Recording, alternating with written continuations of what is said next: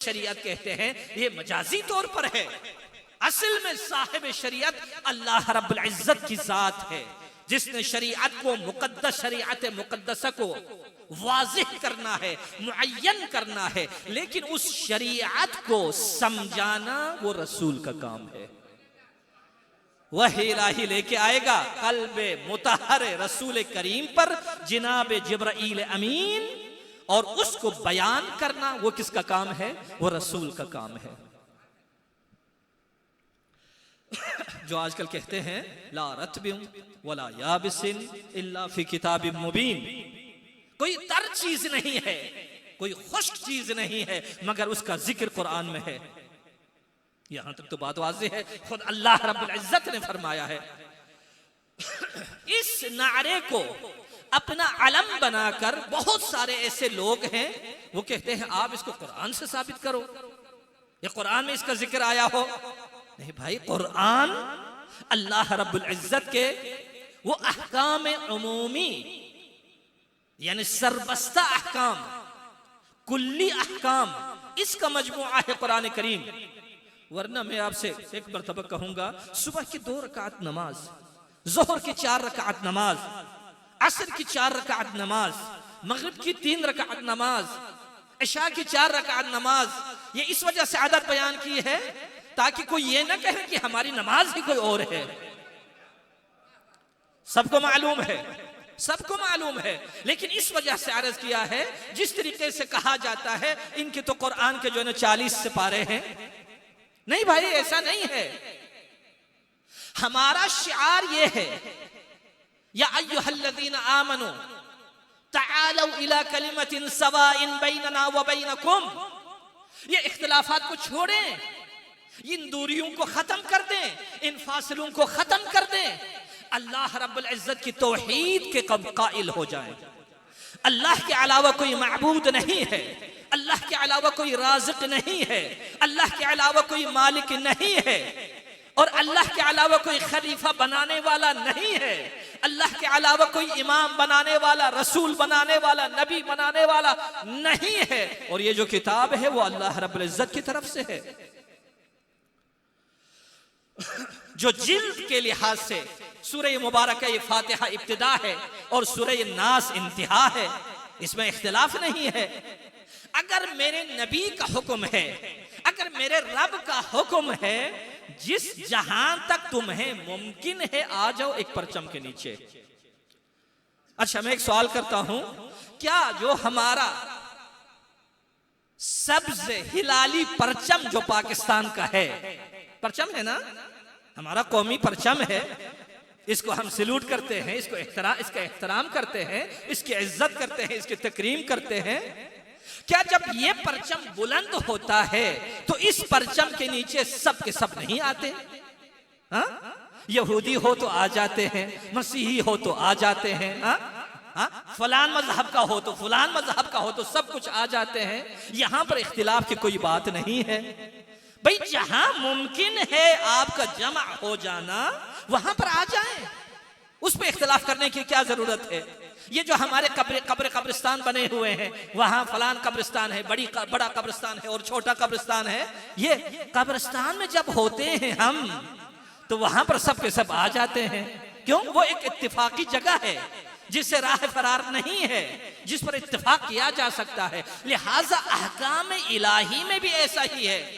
तौहीद, कोई भी तौहीद का खिलाफ है, अगर वो जिस फिरके से भी उसका ताल्लुक है, उसका आले मोहम्मद के साथ कोई ताल्लुक नहीं है। हजरत अमीरुल मोमिनीन की वो जो दुआ मस्जिद कूफा में हजरत ने सुबह के वक्त इस दुआ को पढ़ा, सहर के वक्त दुआ को पढ़ा, मौलाया मौलाया अंतल खालिक व अनल मखलूक, अंतर राज़िक व अनल मरज़ूक, अंतल मालिक व अनल ममलूक। इतनी सारी दुआएं वहां पर पढ़ दी। हम उस इमाम को मानते हैं, हम उस इमाम को मानते हैं। तो लिहाजा जब कुरान कहता है, जब नबी का बयान है, भाई जहां तक जिस परचम तले आ सकते हैं आ जाएं। कुरान हमारे लिए एक परचम है, नमाज हमारे लिए एक परचम है, रोजा हमारे लिए एक परचम है। कौन सा हमारे फिरके में, आपके फिरके में ऐसे अफराद हैं जो 30 दिन माह रमजान का मुनकिर हो? कोई है जो कहे 29 दिन, कोई है जो 28 दिन, कोई है 31 दिन, बल्कि एक महीना। अब वो कमर पर, चांद पर मुनहसिर है, वो या 29 दिन के हो जाए या 30 दिन के हो जाए, लेकिन एक महीना माह रमजान के रोजे को वाजिब समझते हैं। और नमाज पंजगाना को सबके सबका यानी कबूल फरमाते हैं। इसी तरीके से कुरान पर आ जाए, कुरान भी हमारा एक परचम है। इन परचमों को कम न समझें। अगर हम यही तरीके से इस रविश पर अगर अमल करें, वहां पर अगर अल्लाह के रसूल ने उन लोगों को जिनका इस्लाम से कोई ताल्लुक नहीं है उनको भी कह दिया, हाँ तौहीद को तो मानते हैं, अल्लाह रब्बुल इज्जत को खालिक वो भी मानते हैं, हम भी मानते हैं, सब कुछ, और रब मुशरिकीन भी मानते हैं। भैया ये कुरान करीम में है कि तुम्हें किसने खलक किया, तो कहते अल्लाह, लेकिन सिर्फ रुबूबियत का वो इनकार करते हैं, खालिकियत का वो भी इनकार नहीं करते। अगर इतनी इस हद तक आपकी समझ में आ गई, मेरी समझ में आ गई कि अगर किसी मुशरिक से भी पूछा जाए, हाँ, किसी कुफारे मक्का से भी पूछा जाए कि किसने इस जहां को खलक किया, वो कहता है अल्लाह। अब हम जो मुसलमान हैं, अहले बैत के मानने वाले हैं, अगर हम कहें खालिकियत में अल्लाह के अलावा कोई और भी है, तो उसकी क्या हैसियत बनेगी? उसको तो कोई नहीं मानता।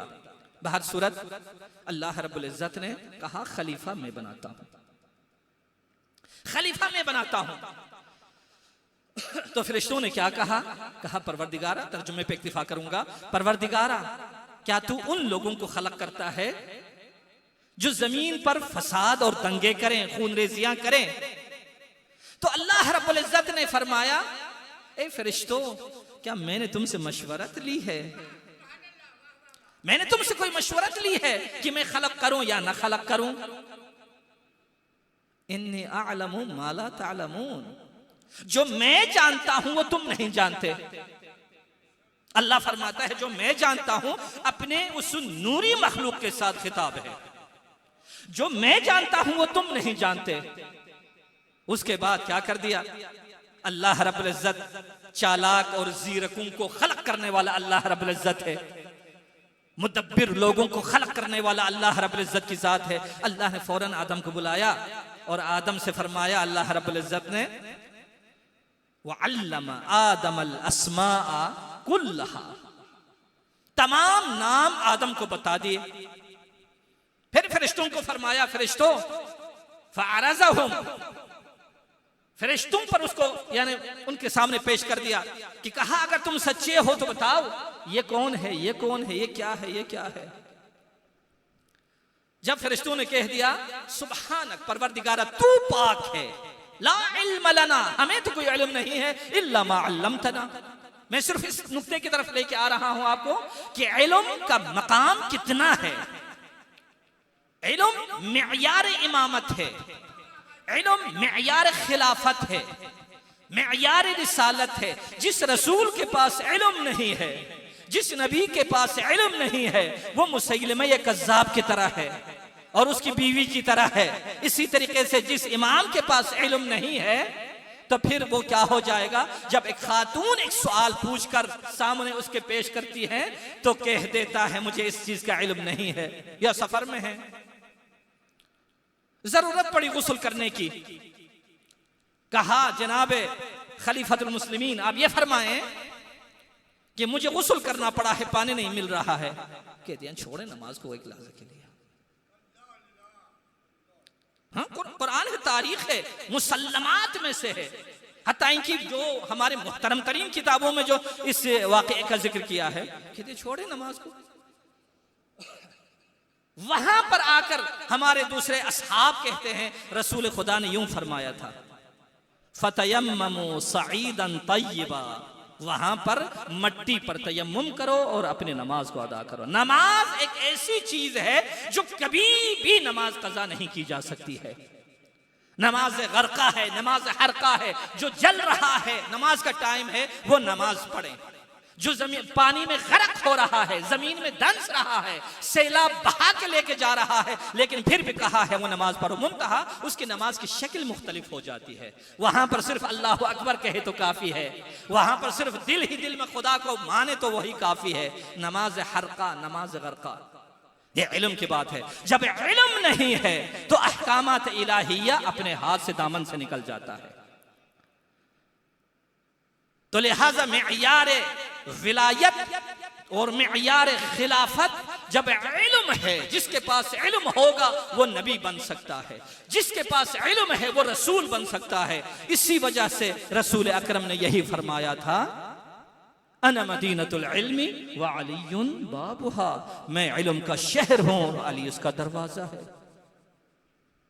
जो भी रसूल तक जाना चाहें, जो उस शहर इल्म से फायदा हासिल करना चाहे, वो अली इब्न अबी तालिब अलैहिस्सलाम की जात मुकद्दसा से रुजू किए बगैर रसूल तक पहुंच ही नहीं सकता, क्योंकि बाब इल्म अली है, जैसे शहर इल्म रसूल है। तो अल्लाह रब्बुल इज्जत ने जब आदम से कहा, ए आदम अब तू ही बता जरा ये कौन है, तो आदम ने एक एक करके बता दिया, एक एक कर बता दिया। फिर अल्लाह रब्बुल इज्जत ने फरमाया, मैंने नहीं कहा था तुम्हें जो मैं जानता हूं वो तुम नहीं जानते हैं। लिहाजा इल्म एक अजीम नेमत है। इस दौर में भी, उस जमाने में भी, उस जमाने में खिलाफत का मसला था, विलायत का मसला था, इमामत का मसला था, लेकिन अब नबुव्वत खत्म हो चुकी है। एक सिलसिला ज़ाहिरी, रिसालत सिलसिला ज़ाहिरी के लिहाज से खत्म हो चुकी है। यानी वरना ये जो इमामत है, इमामत एक अजीब चीज नहीं है, ये इसी नबुव्वत का तसलसल है। इमामत जो है ये नबुव्वत का तसलसल है और यही रिसालत का तसलसल है, इसमें कोई शक नहीं है। लेकिन ज़ाहिरी तौर पर इमामत का दौर नहीं है, रिसालत का दौर नहीं है, हत्ता इनकी इमामत का दौर, चूंकि इमाम ज़मान के बाद कोई और दूसरा इमाम नहीं आता, लेकिन इसके बावजूद इल्म की जरूरत होती है। इमाम हुसैन, एक वाक़या आपकी खिदमत में अर्ज करूं, सलवात पढ़े मोहम्मद वाले मोहम्मद।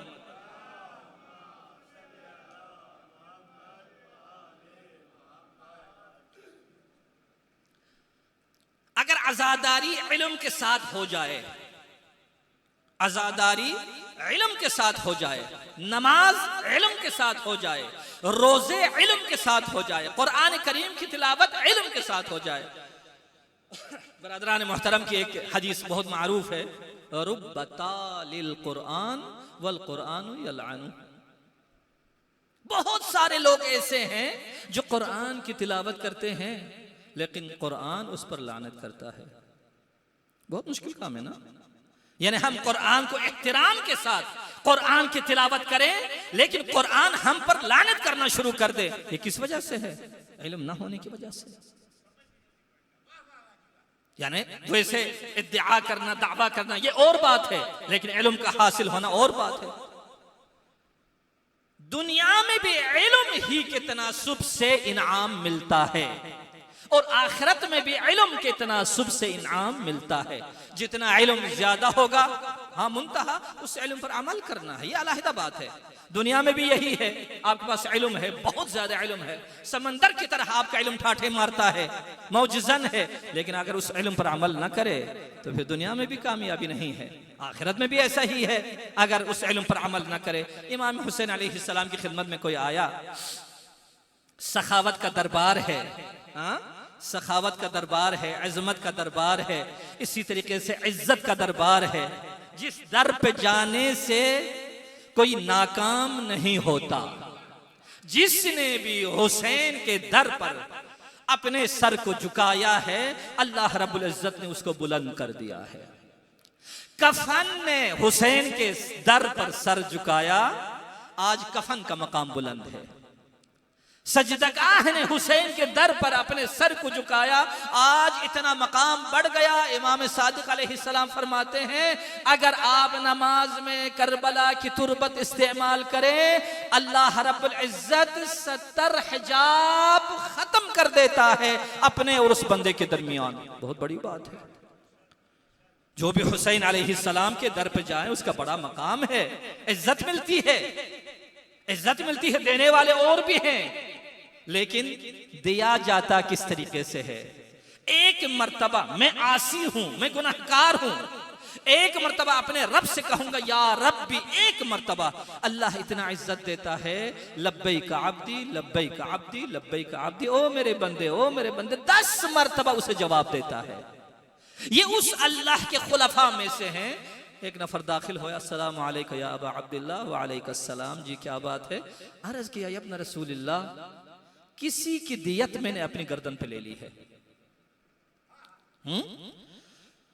किसी की दियत मैंने अपनी गर्दन पे ले ली है, मौला आप मेरे पास देने को कुछ नहीं है।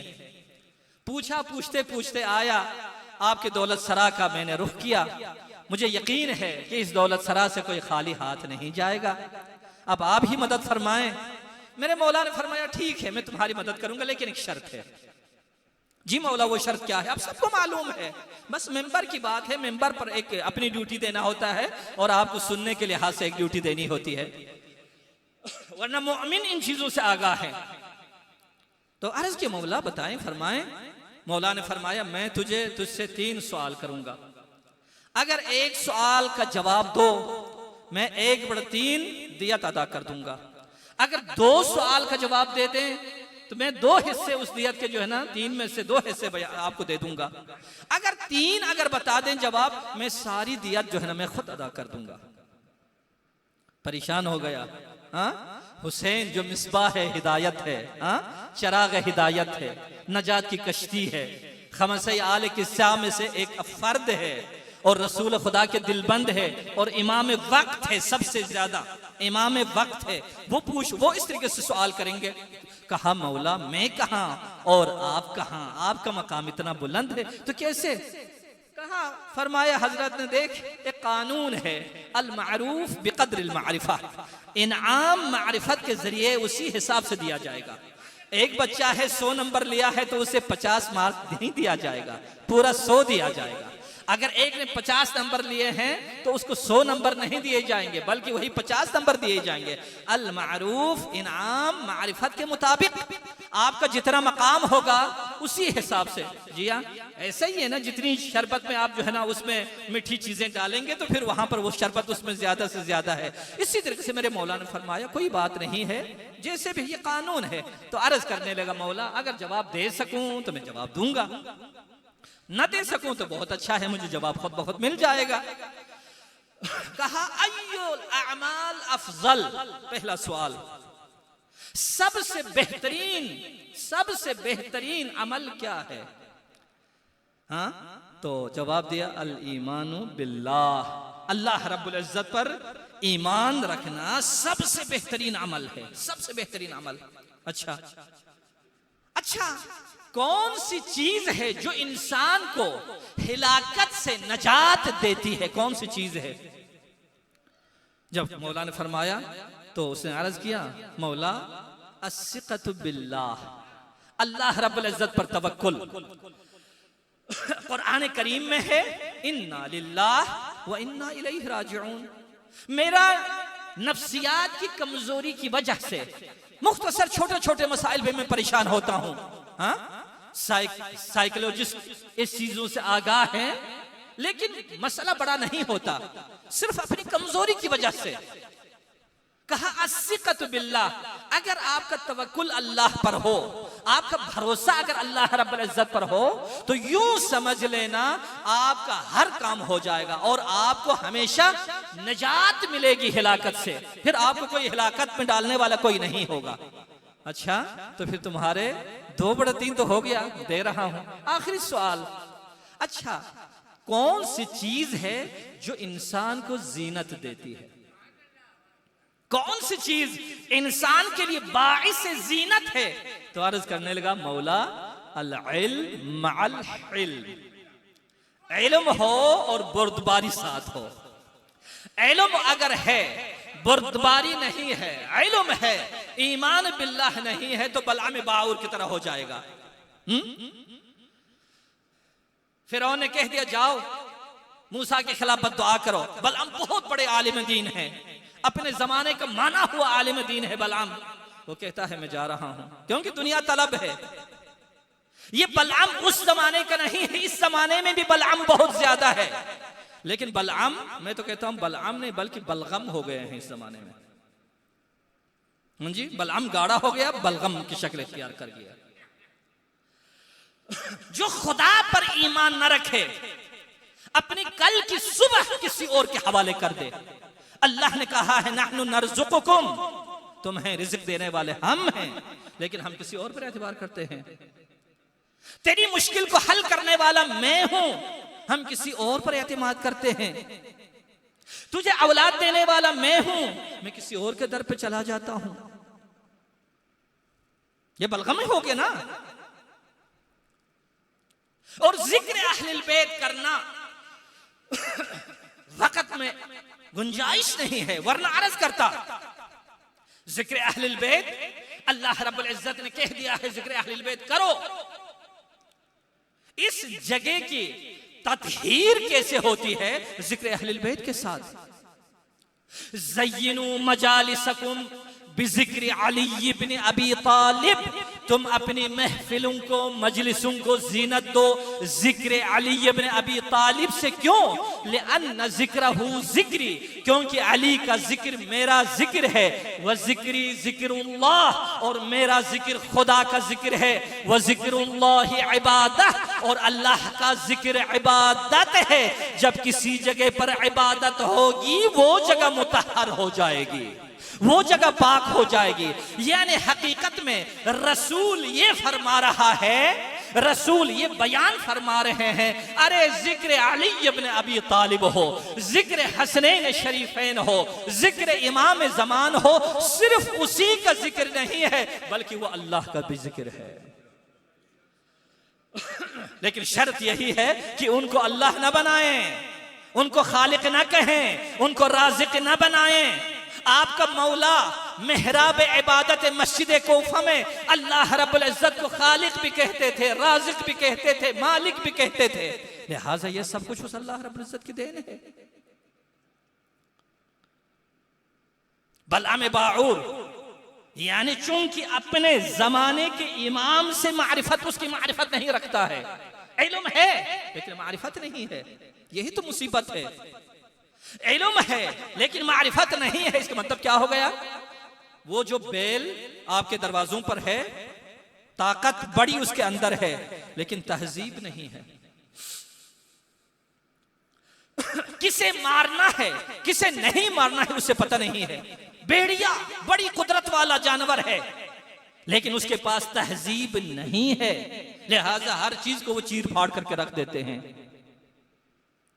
बलआम बाऊर को इल्म था लेकिन इल्म उसके अंदर मौजूद नहीं है, ईमान बिल्लाह नहीं है, मारिफत नहीं है। तो जाता है बद्दुआ करने के लिए जनाब मूसा के खिलाफ। तो रास्ते में जाते जाते जिस सवारी पर वो सवार था वो गधा था, वो गधा अपनी गर्दन को मोड़कर बलआम से कहता है, बलआम तू कितना बेवकूफ है, अपने जमाने के नबी के खिलाफ तू बद्दुआ करने के लिए जा रहा है, क्या तेरी दुआ कबूल खुदा कबूल करेगा?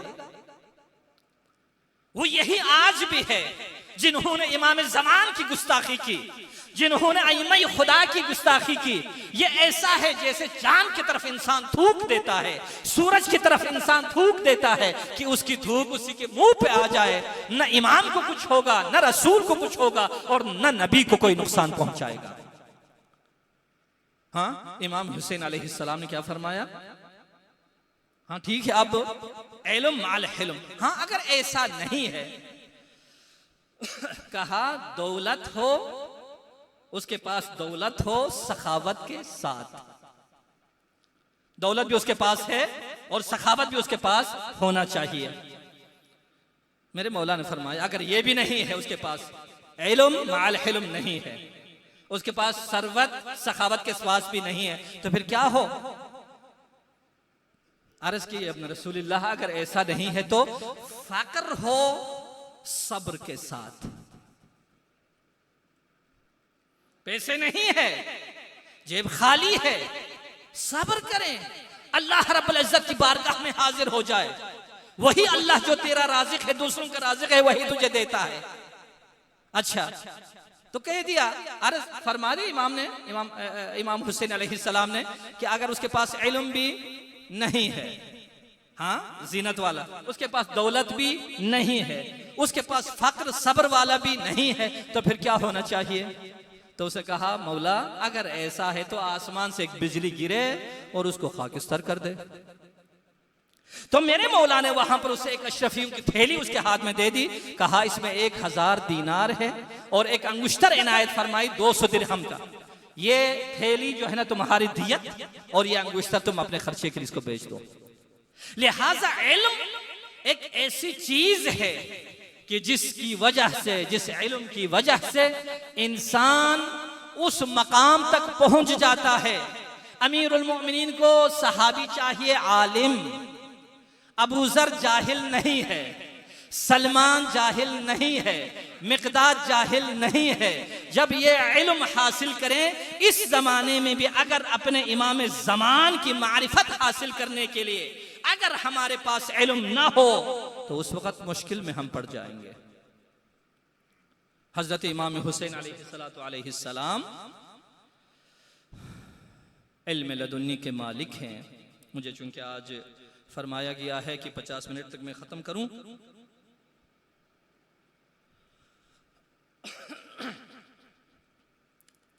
हजरत मौला इमाम हुसैन अलैहिस्सलाम जिनका इल्म देखें, हिल्म देखें, मालूम था करबला का वाक़या कहाँ पर रोनमा होना है। हुसैन को अपने अंजाम का पता था। इसी वजह से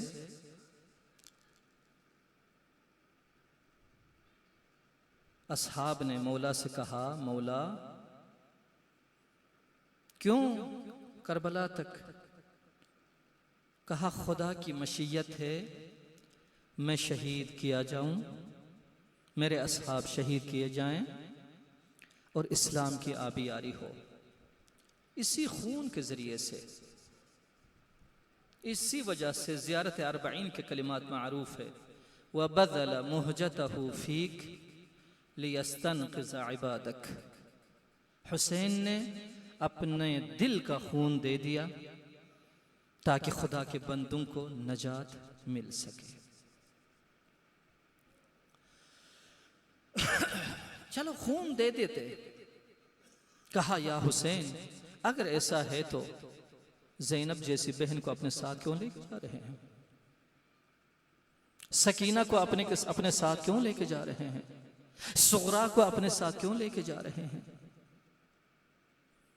इन बच्चियों को क्यों लेके जा रहे हैं? तो इमाम हुसैन ने एक ऐसा जुमला कहा, फरमाया, फिर किसी के पास कोई कहने के लिए जवाब नहीं था।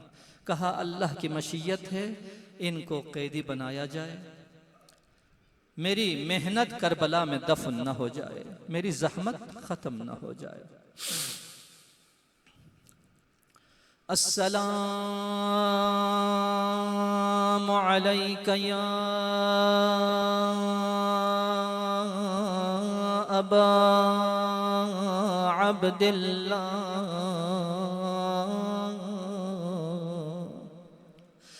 व अलल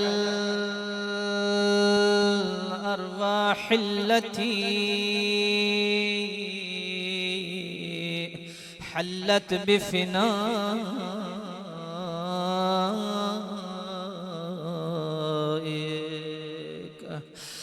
अलैका मिन्नी सलामुल्लाहि अबदम मा बक़ीतु व बक़ियल लैलु वन्नहार वला जअलहु अल्लाहु आखिरल अहद मिन्नी लिज़ियारतिकुम। सब मिलके अस्सलामु अलल हुसैन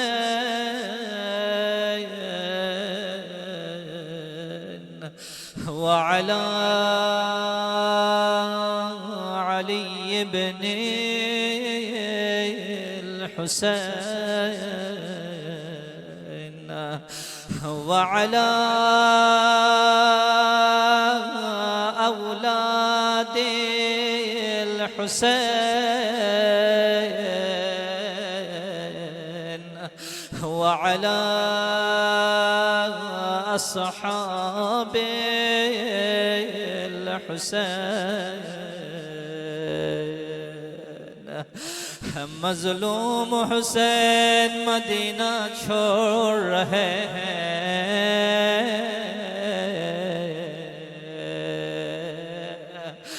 विदा कर रहे हैं। नाना रसूल खुदा के रोजे पे आए, बचपन याद आ गया। ईद के अय्याम में नाना अपने कंधे पर हुसैन को बिठाते थे, हुसैन के लिए रसूल खुदा सवारी की शक्ल इख्तियार करते थे। आज हुसैन को याद आया, अस्सलामु अलैका या जद्दा या रसूल अल्लाह। नाना अपने हुसैन का आखिरी सलाम कबूल फरमाए। आपकी उम्मत ने मुझे मदीने रहने न दिया। एक वक़्त रोते रोते हुसैन गश खा जाते, देखते हैं नाना की खिदमत में है। फरिश्तों के साथ नाना खिताब कर रहे हैं। हुसैन अर्ज करते हैं, नाना मैं दुनिया वापस नहीं जाना चाहता, मुझे हमेशा अपने पास रखे। रसूल खुदा ने जवाब दिया, या हुसैन इन्न लक फिल जनान लदरजातिन लन तनालहा इल्ला बिश्शहादा। मेरे हुसैन अगर आप मेरे पास रहेंगे, करबला में किसका सर नेज़े पर कुरान की तिलावत करेगा। मेरे हुसैन अगर आप करबला न जाए, दीन इस्लाम की कौन हिफाजत करेगा। आखिर में हुसैन को होश आया, गिरिया किया, विदा किया। एक जगह पर हुसैन जाते, कब्र ज़हरा पर हुसैन पहुंचे।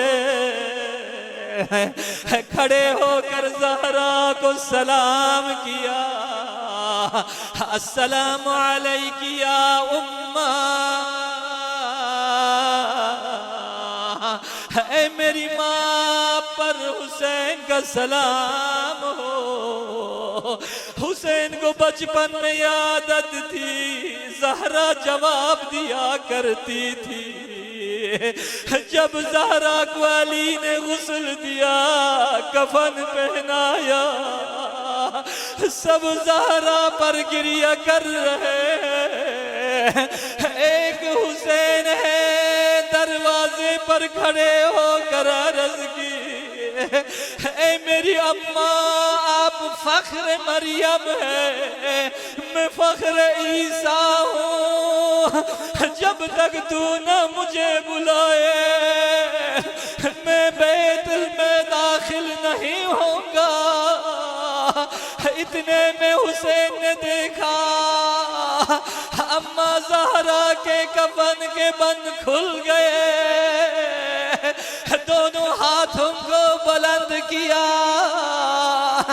आज मदीना छोड़ते हुए हुसैन को वाक़या याद आया। दूर से सलाम किया। एक वक़्त कब्र को हरकत आई, कब्र में एक ज़िलज़िला आया। जवाब मिला, वअलैकस्सलाम या मज़लूमल उम्मे, वअलैकस्सलाम या गरीबल उम्मा। ऐ मां के मजलूम बेटे, ऐ मां के शहीद बेटे, ऐ मां के मुसाफिर बेटे, मेरी तरफ से भी आपको सलाम हो। हुसैन कभी भी न समझना मदीना छोड़ने के बाद मैं यहीं पर रहूंगी, जहां जहां पर आप जाएंगे मक्के में भी मैं आपके साथ होंगी, करबला में भी आपके साथ होंगी। जब घोड़े से गिरोगे मैं अपने हाथों को बुलंद करके अपने सीने से लगाने की कोशिश करूंगी। अल्लाहु अकबर। एक वक्त दौलत सरा से सदा आई, हुसैन मौला ज़ैनब इंतजार कर रही है, दरवाजे के पीछे है। एक वक्त हुसैन दौलत सरा पे गए, ज़ैनब सरासीमा हुसैन को अपने सीने से लगाया। ज़ैनब कुबरा आज अपने भाई का इंतजार कर रही है, भाई जख्मी नहीं है। एक वक्त आएगा करबला की जमीन होगी, ज़ैनब खीमे के दरवाजे पर इंतजार कर रही होगी, लेकिन हुसैन कभी वापस नहीं आएगा। जुल्जनाह की सदा बुलंद होगी, सकीना कहेगी फुफी अम्मा, जुल्जनाह की आवाज आ रही है, मेरे बाबा पानी लेके आए। अल्लाह लानतुल्लाहि अलल कौम। अल्लाहुम्मा सल्लि अला मुहम्मद।